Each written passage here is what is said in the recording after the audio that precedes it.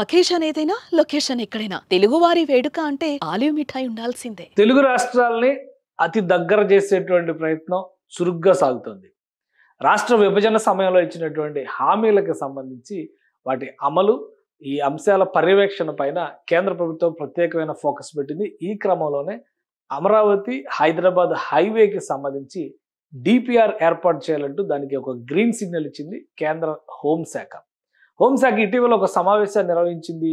దాదాపు 20 శాఖలకు సంబంధించినటువంటి కేంద్ర హోంశాఖ నిర్వహించినటువంటి ఈ సమావేశంలో 20 శాఖలకు సంబంధించినటువంటి అధికారుల బృందాలతో పాటు ఆంధ్రప్రదేశ్, తెలంగాణకి చెందినటువంటి చీఫ్ సెక్రటరీ లెవెల్ ఆఫీసర్స్ అందరూ కూడా పార్టిసిపేట్ చేశారు. ఇందులో కొన్ని కీలక నిర్ణయాలు తీసుకుంది. అందులో ముఖ్యమైనటువంటి అంశం అమరావతి హైదరాబాద్ గ్రీన్ ఫీల్డ్ హైవేకి గ్రీన్ సిగ్నల్ ఇవ్వడం. సో ఈ హైవేకి సంబంధించి ఏర్పాటుని ఒక డిపిఆర్ రూపంలో, డీటెయిల్డ్ ప్రాజెక్ట్ రిపోర్ట్ రూపంలో సమర్పించాల్సి ఉంటుంది. దానికి అయ్యేటువంటి ఖర్చు, మార్గము, భూసేకరణకు సంబంధించినటువంటి అంశాలు, పరిహారం చెల్లింపులు, వీటన్నిటితో కూడినటువంటి ఒక సమగ్ర నివేదికను ఇవ్వాల్సిన అవసరం ఉంటుంది. ఈ క్రమంలోనే కేంద్ర ప్రభుత్వం దీనికి సుముఖత వ్యక్తం చేయడంతో ఇప్పుడు రాష్ట్రాల రెండు కూడా సమన్వయం చేసుకోవడం ద్వారా ఈ ప్రణాళికని రూపొందించాల్సినటువంటి అవసరం కనిపిస్తుంది. సో ఈ డిపిఆర్ రూపొందించడానికి ఉన్నటువంటి అవకాశాలు ఏంటి, ప్రధానంగా అమరావతి హైదరాబాద్ని కలపడానికి ఉన్న మార్గాలేంటి? ఎందుకంటే ఇప్పటికే తెలంగాణ ప్రభుత్వం చాలా స్పష్టంగా హైదరాబాద్ విజయవాడ హైవేని మచిలీపట్నం వరకు విస్తరించేటువంటి ప్రణాళిక గురించి చాలా బలంగా వాదిస్తుంది.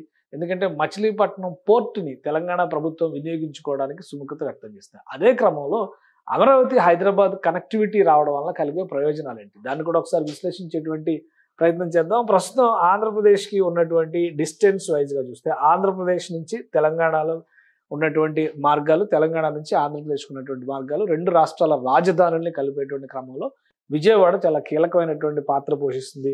ఏ రకంగా చూసినా కానీ ఈ రెండింటికి సంబంధించినటువంటి రహదారి వ్యవస్థని మనం అర్థం చేసుకునేటువంటి అవకాశం ఉంది. ఈ రహదారి వ్యవస్థ పూర్తి స్థాయిలో రెండు రాష్ట్రాలకి దాదాపు 300 కిలోమీటర్స్ డిస్టెన్స్ చూపిస్తున్నటువంటి వ్యవస్థగా గుర్తించాలి. అందులో విజయవాడ నగరం నుంచే ఈ ప్రయాణాలన్నీ కూడా సాధారణంగా సాగేటువంటి అవకాశం ఉంటుంది. అలానే మరొక ముఖ్యమైనటువంటి అంశం ఏంటంటే NH65. NH65 ఈ గతంలో దీన్ని NH9 అనేవాళ్ళు. సో ఈ రహదారి జాతీయ రహదారి ఇది. ఈ జాతీయ రహదారి విజయవాడ హైదరాబాద్ మధ్య ఉన్నటువంటి జాతీయ రహదారి.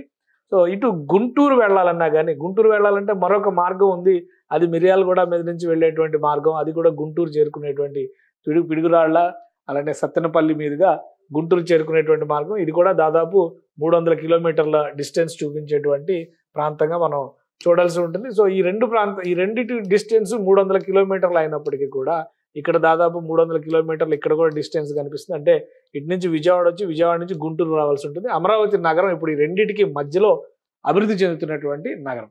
సో దీన్ని దృష్టిలో పెట్టుకొని కేంద్ర ప్రభుత్వం ప్రత్యేకంగా దీనికి సంబంధించినటువంటి డిపిఆర్ని రూపొందించాల్సిందిగా సూచనలు చేసింది. ఈ డిపిఆర్ రూపకల్పనకు సంబంధించినటువంటి విధి విధానాలన్నీ కూడా రెండు రాష్ట్రాలకు సంబంధించినటువంటి అధికారులు సమన్వయంతో చేయాల్సినటువంటి అవసరం ఉంటుంది. అమరావతి ఆంధ్రప్రదేశ్ సంబంధించినటువంటి టోటల్ రోడ్ నెట్వర్క్కి సంబంధించిన మ్యాప్గా దీన్ని మనం చూడాల్సి ఉంటుంది. సో ఇది ఔటర్ రింగ్ రోడ్డుకి సంబంధించి రూపొందించింది. ఇందులో వివిధ మార్గాల్లో రవాణా వ్యవస్థలకు సంబంధించినటువంటి ప్రతిపాదనలు కూడా ఉన్నాయి.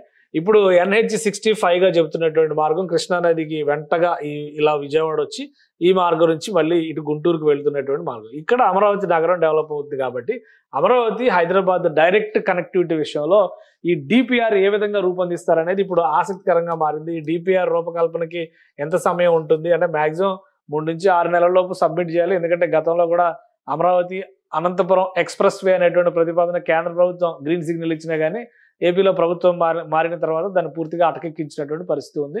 కాబట్టి ఇప్పుడు రెండు వైపులా కూడా డబుల్ ఇంజిన్ సర్కార్ ఏపీలో కేంద్రంలో నడుస్తుంది. కాబట్టి వీళ్ళనంత వేగంగా ఈ డిపిఆర్ని సబ్మిట్ చేస్తే కనుక కేంద్రం ఇచ్చేటువంటి గ్రీన్ సిగ్నల్ అప్రూవల్స్ ఆధారంగా దీన్ని వెంటనే పనులు ప్రారంభించడానికి అవకాశం ఉండొచ్చు. ఎందుకంటే ఎక్కువ భాగం హైదరాబాద్ నుంచి వచ్చేటువంటి మార్గాలు ఏ విధంగా చూసినా కానీ ఇటు మిర్యాలగూడ లేదంటే కోదాడ వైపు, సూర్యాపేట వైపు నుంచి వచ్చేటువంటి మార్గాలు మాత్రమే ఉంటాయి. సో ఇక్కడ కృష్ణానదిని ఎక్కడ క్రాస్ చేయాలనేది చాలా ముఖ్యమైనటువంటి అంశం అవుతుంది. అలానే ఔటర్ రింగ్ రోడ్డు నిర్మాణానికి సంబంధించినటువంటి ప్రణాళికను రూపొందించారు. కాబట్టి దాదాపు ఔటర్ రింగ్ రోడ్డు దగ్గరే మున్నలూరు ప్రాంతంలో ఈ నేషనల్ హైవే కనెక్టివిటీ చేసేటువంటి అవకాశం ఉండొచ్చు. దాన్ని డైరెక్ట్గా అమరావతిలోకి తీసుకొచ్చేటువంటి అవకాశం ఉండదు. దీనివల్ల దాదాపుగా ఒక 50 నుంచి 70 కిలోమీటర్ల డిస్టెన్స్ తగ్గుతుంది. ఇటువైపు ఈ డిస్టెన్స్తో పోల్చి చూసినప్పుడు దాదాపు 80 కిలోమీటర్ల వరకు కలిసి వచ్చేటువంటి అవకాశం ఉంటుంది. అంటే అమరావతి హైదరాబాద్ మధ్య ప్రయాణ దూరం చాలా వరకు తగ్గేటువంటి ఛాన్సెస్ ఉంటాయి. ఇప్పుడు ప్రస్తుతం ఉన్నటువంటి అంచనాల ప్రకారం చూస్తే కూడా కనీసం 5 గంటల ప్రయాణం కనిపిస్తుంది. రాబోయే రోజుల్లో ఇది 2 గంటలకే ఎక్స్ప్రెస్ వే కనుక ప్రాపర్గా సిద్ధమైతే 2 గంటలకే కుదించేటువంటి అవకాశం ఉంటుంది. సో ఇతర అంశాలను రెండు రాష్ట్రాల మధ్య పరిష్కరించాల్సినటువంటి ఇతర అంశాలన్నింటినీ పరిశీలించిన తర్వాత ప్రధానమైనటువంటి డిమాండ్ల పైన కేంద్ర ప్రభుత్వం కొన్నింటికి గ్రీన్ సిగ్నల్ ఇచ్చింది. వాటిలో అమరావతి హైదరాబాద్ ఎక్స్ప్రెస్ వే అనేది చాలా కీలకమైనది. హైదరాబాద్తో అమరావతి కనెక్టివిటీ ఏర్పడుతుంది. ఈ షార్ట్ డిస్టెన్స్ని ఉపయోగించుకోవడం ద్వారా అటు విజయవాడ గుంటూరు ప్రాంతాలకు కూడా ఇది కలిసి వచ్చేటువంటి అవకాశం అవుతుంది.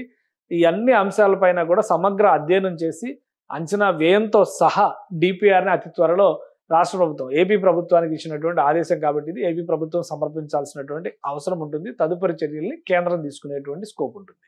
సుమన్ టీవీలో మీ పర్సనల్ అండ్ బిజినెస్ ప్రమోషన్స్ కోసం కింది నెంబర్కి కాంటాక్ట్ చేయండి.